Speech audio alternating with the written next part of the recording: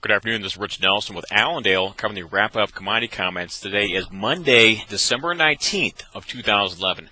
Quite a big day here, and obviously not all of it can be attributed to the outside markets, but certainly maybe more some due to the holiday-related trading, maybe a little lighter volume, people taking off positions, and those type of issues here.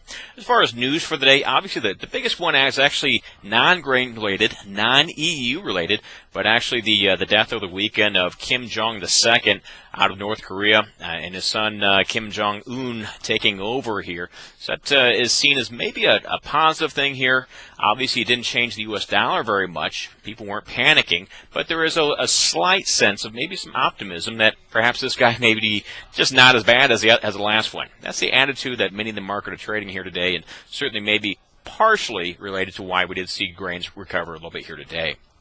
Corn up 18, beans up 7, and wheat up 16.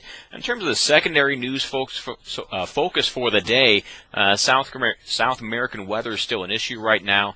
The fact that for the next 7 days, Argentina is still seen with normal to below normal precip, and Brazil is seen with below normal precip here.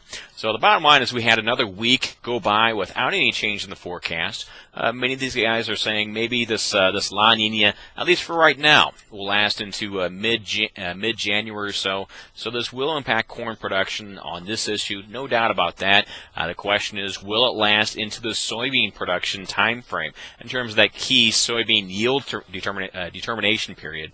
And of course, for soybeans down there, that really won't start until later January, and it will certainly get going in February and actually even into early March here. So at this point, this is a corn problem in South America right now. And if it will last, obviously, later into January, this will transition over into a soybean problem here. So that maybe added a secondary focus for why we did see some slight, a good rally here today in corn and beans. As far as the wheat, obviously today's moisture issue here in the plains, the expansion of this Monday and Tuesday system, obviously that's bearish for wheat. Not only does it give a more snow cover here for the crop as it tries to move into dormancy, but also it preserves moisture. The fact that you're also going to see some moisture come out of this snow here in the spring thaw. So bottom line, as far as this goes, obviously we had a couple slightly bullish stories here for corn and soybeans, but perhaps the big issue might have been more just holiday-related, people getting out, exiting positions, certainly exiting those short positions they added over the past couple weeks in the grains. Over on the cattle side, obviously some big action here in the plains today with the snows. The fact that we did see forecasters change their forecast over the weekend. On Friday, they were talking maybe only 2 to 6 inches of snow. Now, National Weather Service has some areas receiving up to 16 inches. And it's too early to say whether the snow is going to be a bust or not, but it does look to be certainly developing as forecast right now at least. So cattle closing limit up. Keep in mind with these snowstorms, you can impact production as much as 1% off the total yearly production with just one of these snowstorms. So that may explain why this market is reacting so dramatically to this action. As far as slaughter levels, we will see a 14,000 head decline compared to last year at this time, just due to the snowstorm is what USDA is estimating right now. And that estimate will be revised tomorrow once they get more accurate numbers for packing plants with what actually went in.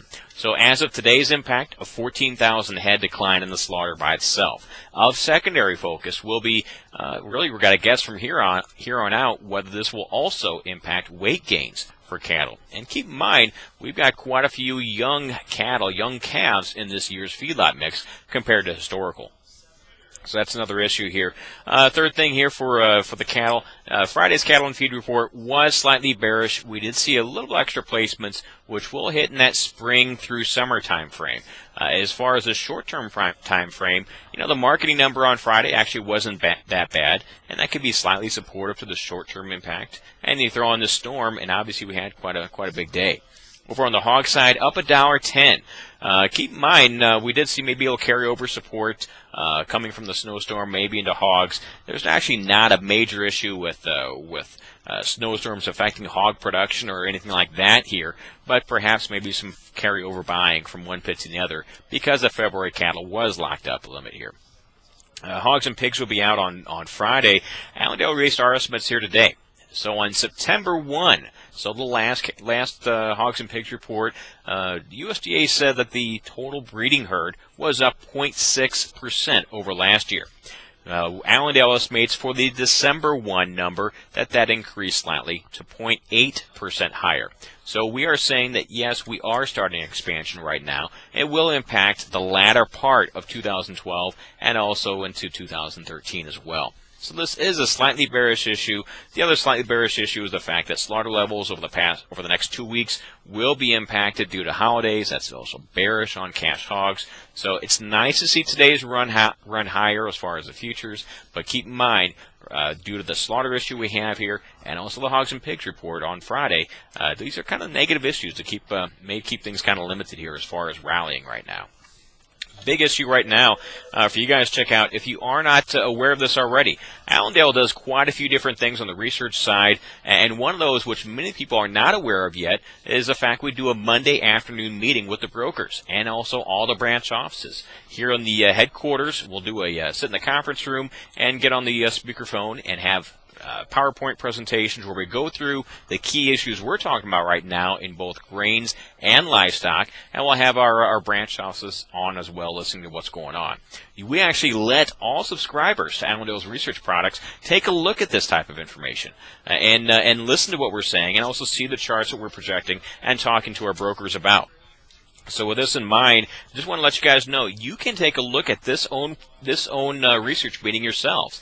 This will be posted on tonight's wrap-up comments. Make sure you are subscribers in order to get these comments and also get this research meeting as well viewable on your computer. And if you are not a subscriber yet, 1-800-262-7538. Also want to point out, obviously with our conference coming up here, we've got quite a great special on the research products, where that's included with the ticket price. Find out more information about what that new price is by calling Allendale, which is 1-800-262-7538. This is Rich Nelson. Have a good trading day and a good trading week.